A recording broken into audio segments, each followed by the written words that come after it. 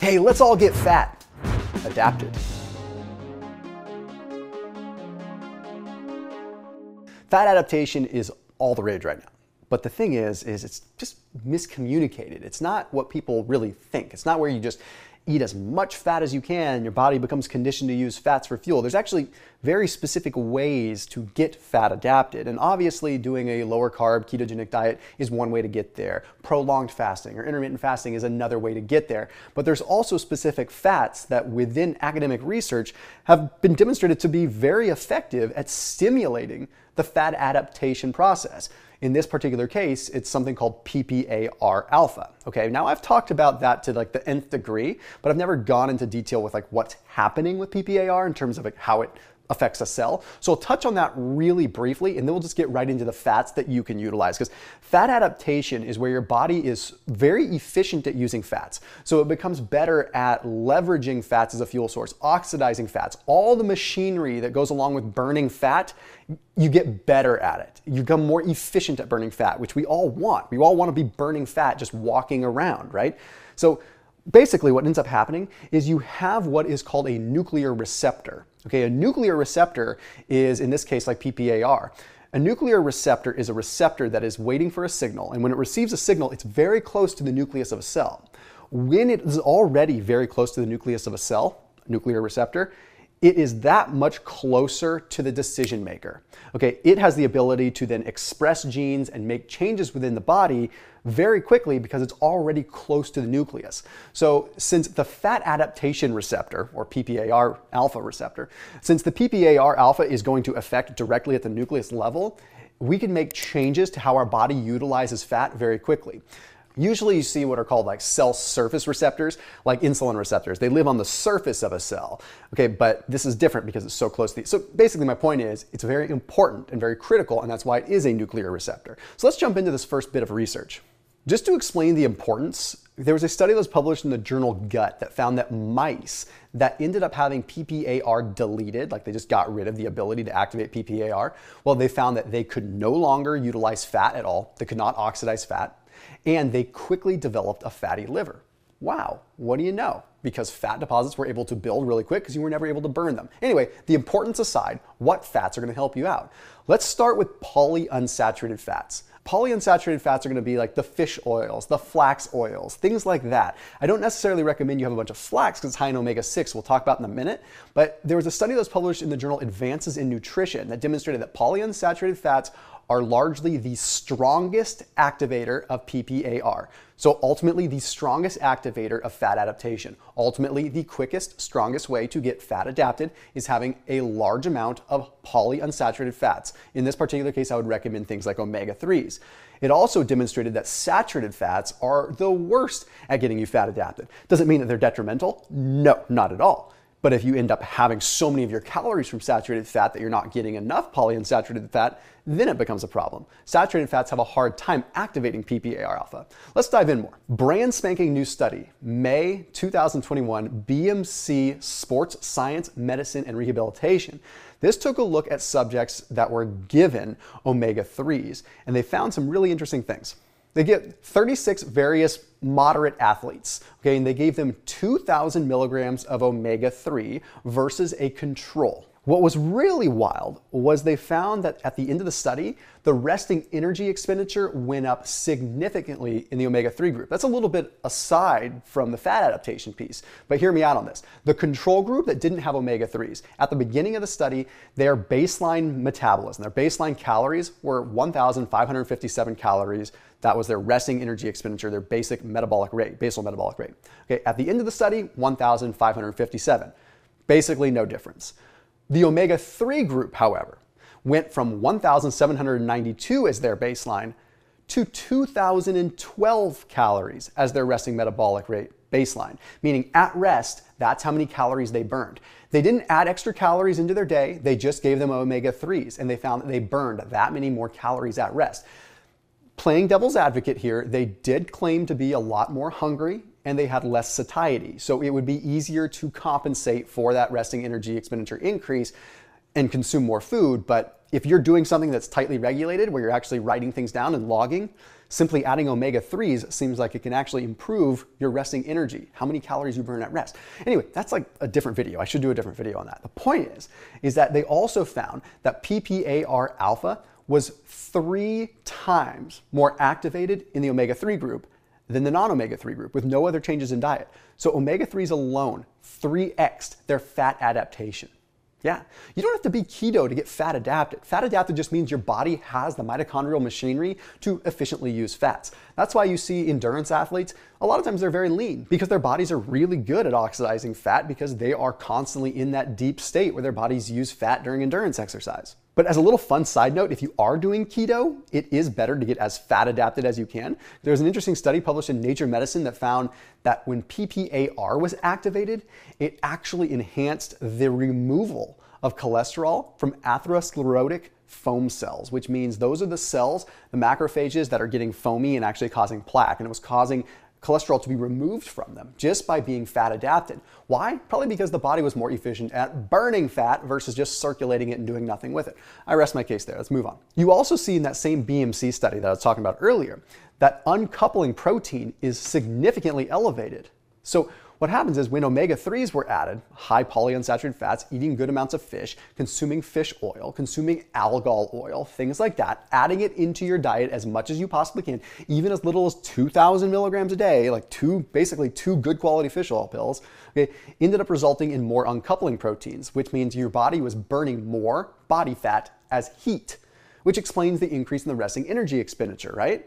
Okay, they were just incinerating calories as heat. Pretty wild. And additionally, like brown fat, which is the fat that burns just calories for fun, well, that needs fat oxidation to continue. So as long as you are staying fat adapted, you can continue to burn more fat at rest. Once again, I have to play devil's advocate here though, and I have to talk about omega-6 fats. A lot of the omega-6 fats that are still polyunsaturated fats can still activate PPAR alpha. So for vegans and vegetarians that don't get a lot of fish oil and stuff like that, good news, you can still get fat adapted. But we still run into one big glaring problem. The omega-6s are going to affect the prostaglandins that affect inflammation, which is going to probably counteract a lot of the benefit of PPAR alpha to begin with. Also, we have a cell fluidity, like a cell membrane fluidity issue that omega-6s definitely do. They damage the cell membrane fluidity and the ability of our cells to kind of communicate with each other and ultimately have the proper signaling and expression. Now, an exception to this can be sesame oil, because sesame oil has enough in the way of natural antioxidants in it, like sesamolin, that can protect the fat from ever oxidizing. So you have a little bit better chance if you're using sesame oil. So don't be afraid to cook with sesame oil now and then, but I would really recommend going with some of the other stuff we'll talk about in a minute. Fish oil, seaweed that has kind of some good poly and monounsaturated fats along with it, good fish oil capsules, good quality sesame oil, things like that are things you want to add into your diet. I did put a link down below for Thrive Market. Thrive Market is an online membership-based grocery store, but they have a lot of the different things that I talk about, whether it's in this video or other videos. They're a big sponsor of this channel and I appreciate them so much, but I try to mention them where it's relevant. So if you're like in a spot where I don't know where I can get a lot of these good things, like good quality sesame oil and stuff like that, that link down below is perfect for you. You can also save 25% off your Thrive membership if you use that link, and also get a free gift when you use that link. So again, everything just gets delivered to your doorstep, super easy, don't have to go to the grocery store, and it's much more economical if you ask me because you're saving time and they're competitively priced to begin with. So big thank you to Thrive, and do check them out. Special link down below in the description. The next fat you need to add in is really threefold: olive oil, avocado oil, and lots of macadamia nut oil, and I'll explain why in just a second. Okay, when it comes to fat adaptation, very important. Study published in the journal Nutrition Metabolism. Very simple, plain as day. Mice that had monounsaturated fats added to their diet ended up having significantly more PPAR alpha activation. They also ended up having, as a result, greater expression of lipoprotein lipase, which breaks down fat, helps digest it, more expression of the transporters that move fat, and then also more expression of the fat translocators like CD36 that bring the fat into the cell. So not only are we breaking down fat, we're mobilizing it and we're getting into the cell better as a result of having more monounsaturated fats. Again, olive oil, avocado oil, things like that. As sort of a fun side effect, they saw within this study, the activation of PPAR, again, getting fat adapted, mitigated a lot of the metabolic dysfunction that's related with obesity. So metabolic dysfunction is like the mitochondria not working well, all kinds of metabolism just being whacked out because you've been obese.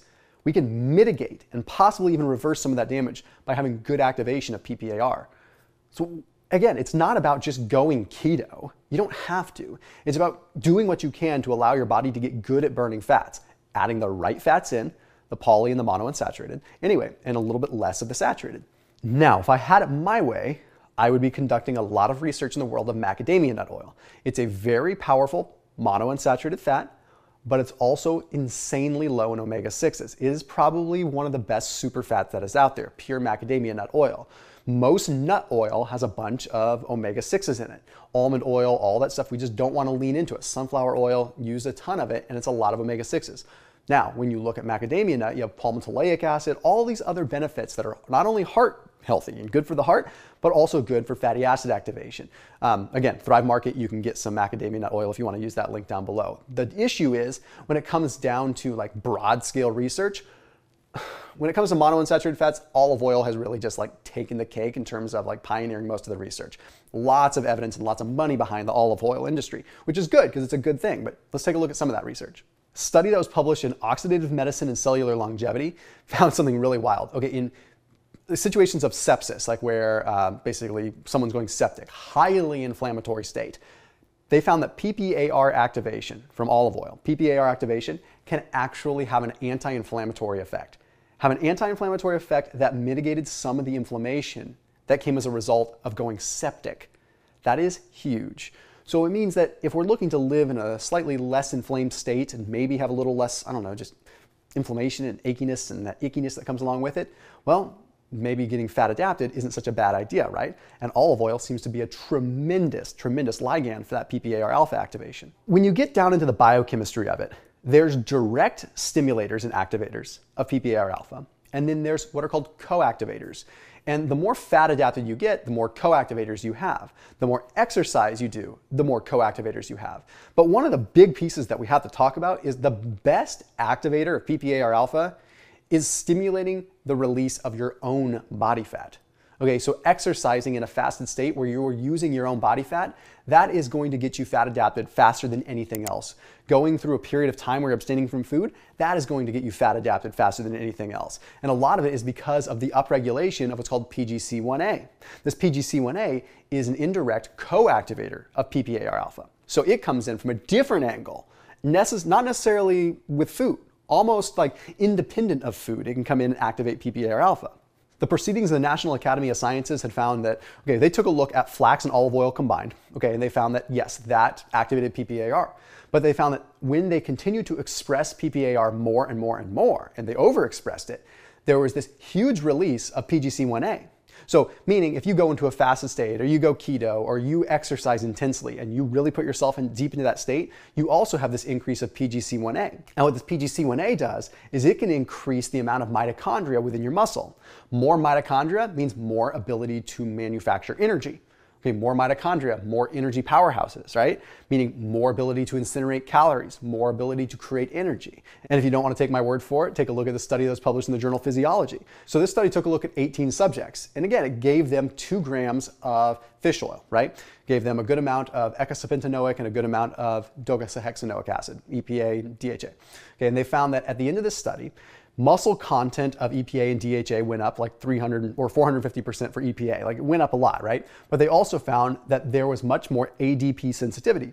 What that means is there was much more ability for the body to collect ADP, to turn it into ATP, to ultimately cleave off the triphosphate again and create energy.